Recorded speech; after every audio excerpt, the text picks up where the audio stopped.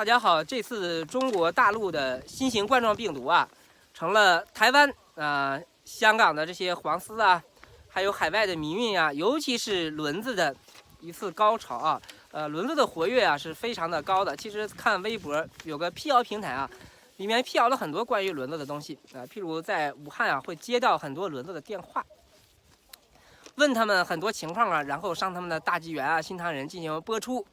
很多网友在下面留言啊，有的是接到了，对吧？有的是本人啊，就说他们在断章取义啊，问了他很多问题啊，然后把其中的某几段截出来，然后武汉市民反应如何如何啊，这是他们惯用的手法啊。那么轮子做这些，一个是背后有经费啊，还有更重要的呢，就是进行一些诈骗吧，或者实现某种个人的目的吧。譬如我们在这个 YouTube 上有个非常著名的轮子，就是江峰时刻，他最近也一直在渲染啊这个新型冠状病毒啊有多么严重啊。之前在那里说这个经济啊要不行了，对吧？这个民工也不能返程啊，很多养鸡的呀，这个鸡呀也没有饲料啊，这个农民啊也非常的苦啊，然后说这个政府啊、中共啊如何如何，让大家带来这么大的灾难等等。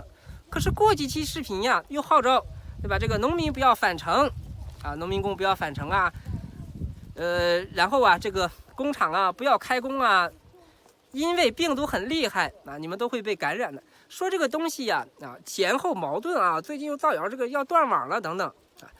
那么说来说去呀，最终呢要给大家一个解决的方案啊，它的解决方案非常的搞笑。一个是买收音机，让听江峰的频道；第二个就是在家写日记。你说这两个叫什么方法能解决什么问题啊？你最近看吧，对吧？这个奋斗在一线的呀，有80多人去世了，当然其中大部分是党员吧，也有很多的群众啊、志愿者等等。还有我们说的医务人员呀，坚持奋斗在一线，这些人才是解决问题的办法。你看了江峰时刻这两个办法，买电台啊，不是买收音机，还有记日记，到底能解决什么呀？而且前面说的这些东西也是前后矛盾啊。不过大部分人呢，并没有这么强的辨识能力啊，对这种矛盾的事情啊，缺乏一种辩证的思考啊，往往对吧，被他第一个观点就是这个病情很严重啊，你看你不能复工了，那你不能工作了，对吧？你养的鸡怎么样了？有这样的人，他的心里就会带成恐慌。那么第二阶段呢，对吧？又拿一个相反的东西，让你不要去复工啊，不要去进城等等。那么又是煽动第二次恐慌，是借助病毒来煽动恐慌。这两种恐慌在很多时候往往是矛盾的啊，但是很多人往往听不清楚这种矛盾吧啊。那么这个无非就是要把自己整天打扮的和个预言家一样，让自己永远立于不败之地，然后呢让别人崇拜自己吧，从而实现自己的某种利益啊。你譬如让很多人买收音机听他的节目，这不就是实现个人的利益吗？对吧？让自己在这些人当中造神，造神之后往往会通过其他的手段进行变现的，譬如卖药。这个大家可以看一下包括上轮子的一些网站上他在卖很多的药当然也会结合国内的资讯，譬如之前，国内有一些吧，说这个一些抗艾滋病的药也能防御所以他们就在美国整了一些抗艾滋病的药，然后以10倍的价格来卖，等等吧。当然还有其他的方法了，你譬如我们看明慧网上面就说呀，只要诚心的念法轮大法好，真善人好，就能治愈肺炎。那么李教主也给大家了很多的指示就是为了应对冠状病毒要求所有的弟子都要进一步的聚会学法，抓紧救人。在2月2日我们看明慧网上还特别告诫弟子，不要混同于常人，不要听信邪恶的宣传，无论在任何环境都不要配合邪恶的要求、命令和指使他这个邪恶的要求说的就是中国政府不要听政府的不要去医院，不要听医护人员的，而是，对吧？像前面说的要念法轮大法好，真善人好，还要求所有的弟子，因为有师父的保佑，所以不用看病不用害怕疫情。这个就是非常的荒唐那么最近还说这个新型冠状病毒的根本原因和戴不戴口罩没有关系。其根本原因啊，就是你对师傅信的不够诚。那么不戴口罩啊，才是信师傅的表现，对吧？这个非常的荒唐啊，这个根本上就是邪教啊，甚至啊，我觉得比中国历史上所看到的那些邪教更加的邪，更加的荒唐啊。譬如明慧网上呢，还刊登了一个辽宁大法弟子的心得啊，这个大法弟子是这么说的啊。目前新型冠状病毒已在中国大陆蔓延。我和我的妻子，这个妻子后边还打个括号同修。出门时呢，孩子告诫我俩要戴上口罩。我告诉孩子，我们练功人士的身体是有功的，病毒一上身就会被杀死了，不用戴口罩，对吧？太荒唐了。总之，他们就在强调类似的一句话：信大法得永生。我很好奇啊，我其实很好奇这些轮子，不知道他们是不是人啊？靠这个大法就能防御病毒？有的时候你觉得可笑，有的时候又可气，对吧？可笑是作为我们来看像一出荒唐的闹剧，但是可气的是什么呀？我们这个社会确实有很多年纪大的呀，缺乏辨识力的人啊，很容易给他们钻空子啊。而且这些缺乏辨识力的这些人啊，往往其实很多时候攒点钱也不容易啊。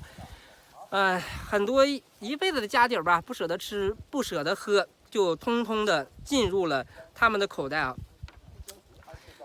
而且这个李洪志啊，往往还编一些特别荒唐的东西啊，看起来很有道理啊。譬如说，这个大法弟子的身体上有高能量物质构成，可以百毒不侵。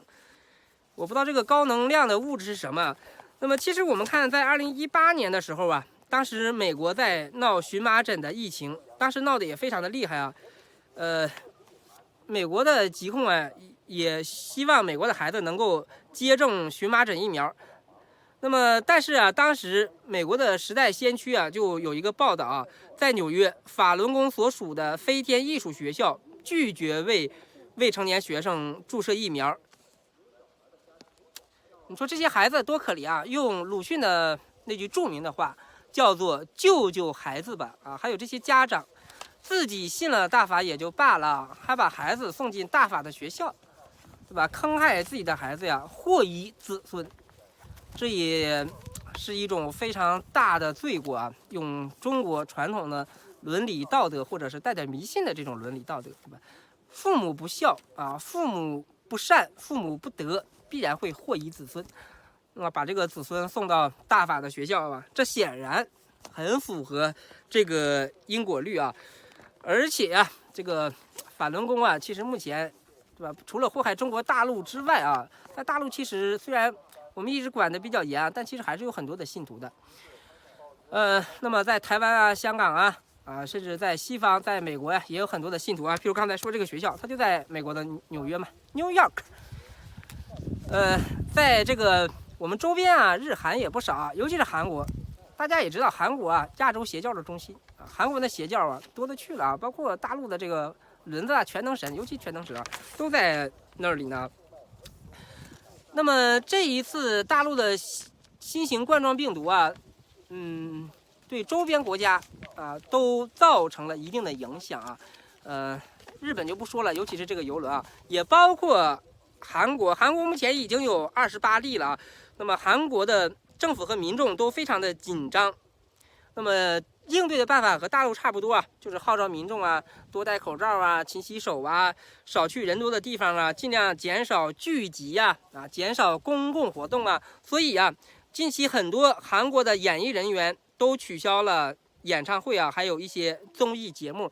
那么不久前啊，韩国有个明星叫仲荣和，他在台北有一场演唱会没有取消啊，对吧？你看台湾很多人也在骂他，台湾现在也在防疫情。尽量减少人员的聚集啊！可是你在这个台北的演唱会还不取消，而其他的韩国的一些 idol 在台湾啊，尤其是台北的一些演唱会啊，基本也取消了。郑容和没有取消，在台湾遭到了很多的辱骂吧。那么台湾目前啊18例，比韩国少啊，韩国28例。那么我们看台湾防范的都这么的严格，韩国也是差不多了啊。那么像前面说的，韩国政府民众都非常的紧张啊，只是啊，韩国作为这个亚洲邪教的中心啊，很多邪教的这个非常祸害人的东西啊，也没有办法啊，在韩国目前来看是没有办法的。譬如吧，这个韩国的国民报就刊登了韩国大田市一个大型的演艺厅，叫做大田艺术中心。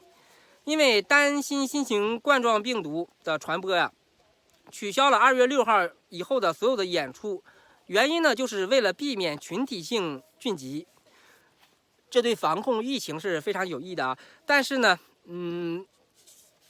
在2月份啊，疫情爆发的时候呢，法轮功的神韵艺术团啊也来了韩国啊。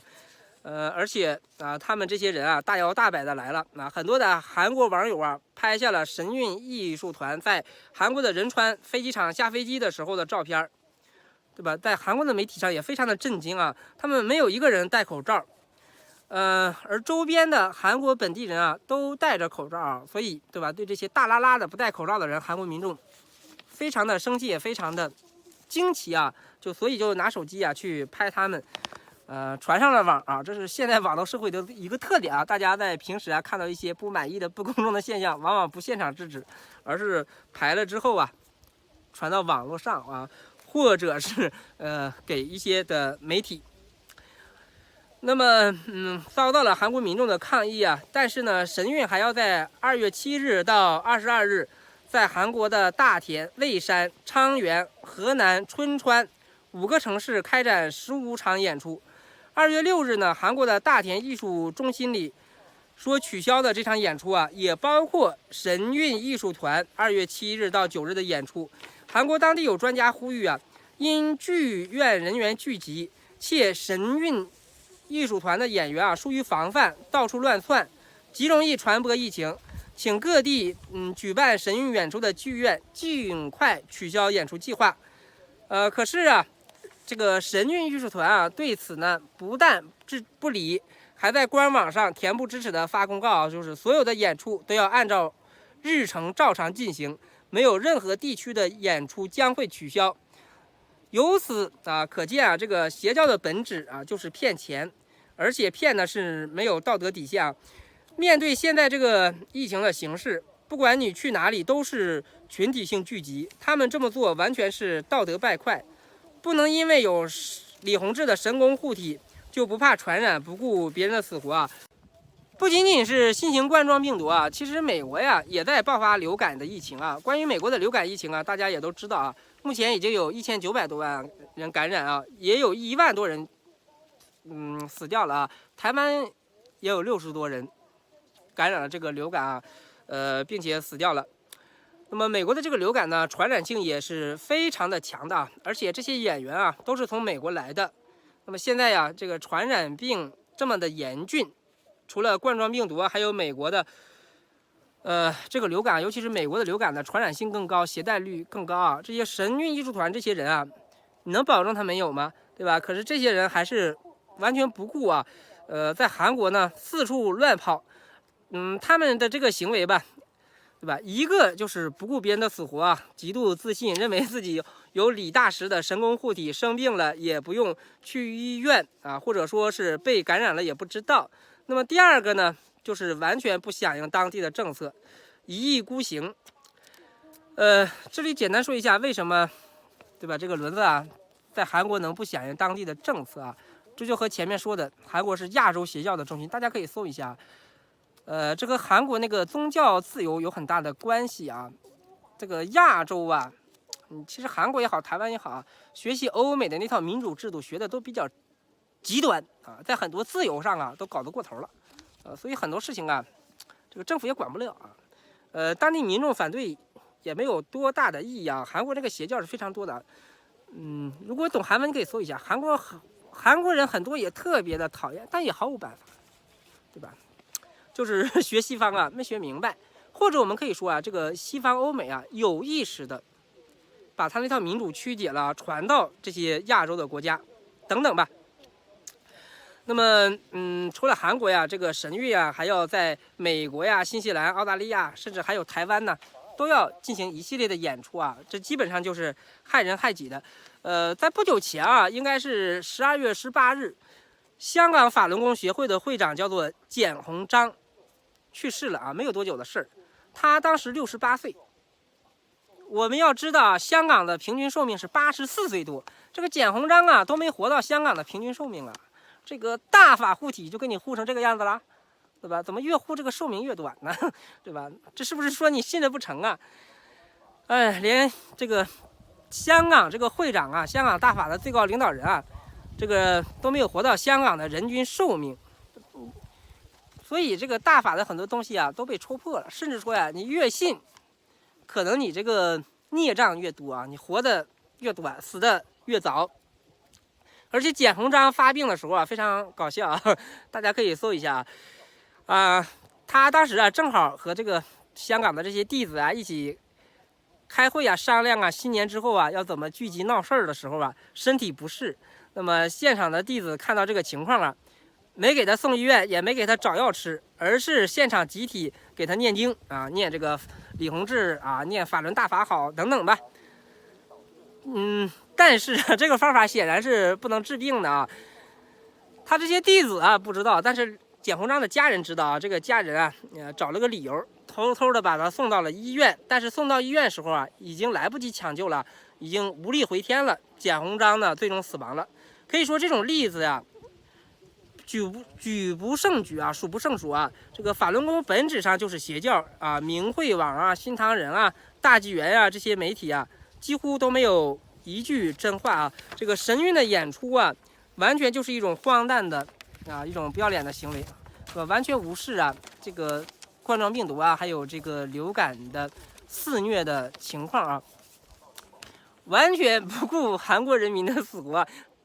当然这里主要说韩国人民啊，主要是说一下他这个神韵啊，因为这个神韵啊，老打着这个传统文化等等啊。我看了几场啊，这和杂耍也差不多，也没有多高的艺术水平啊，也没有多高的传统的文化的东西在里面，而且老宣传这个一不就医啊，二不防护啊，这本身啊就有很大的隐患啊。发热不上医院，咳嗽不上医院，对吧？